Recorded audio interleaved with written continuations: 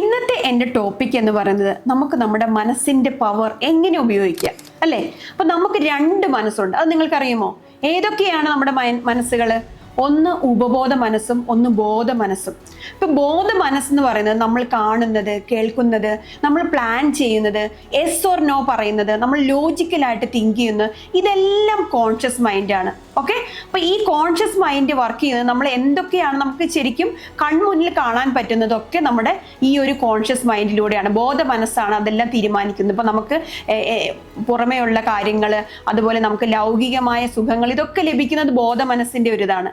പക്ഷേ അതേസമയം ഉപബോധ മനസ്സെന്ന് പറയുന്നത് ബോധ മനസ്സ് ഇപ്പോൾ 5 to 10% പവർ ഉള്ളൂ. പക്ഷെ ഉപബോധ മനസ്സിന് 90 to 95% പവർ ഉണ്ട്. Okay, sub conscious mind.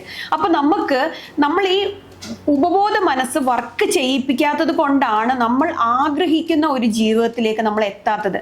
Okay, നമ്മുടെ ബോധ മനസ്സ് മാത്രം വർക്ക് ചെയ്താൽ നമ്മൾ ആഗ്രഹിക്കുന്ന ഒരു ജീവിതം നമുക്ക് ഒരിക്കലും ലഭിക്കില്ല.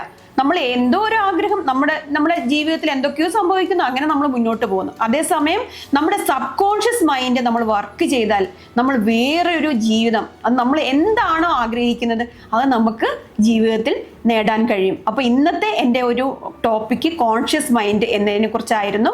നാളെ ഞാൻ സബ് കോൺഷ്യസ് മൈൻഡ് എന്താണെന്ന് നിങ്ങൾക്ക് പറഞ്ഞു തരും. അപ്പോൾ എല്ലാവരും എന്നെ ഫോളോ ചെയ്യുക, ലൈക്ക് ചെയ്യുക, ഷെയർ ചെയ്യുക, സബ്സ്ക്രൈബ് ചെയ്യുക.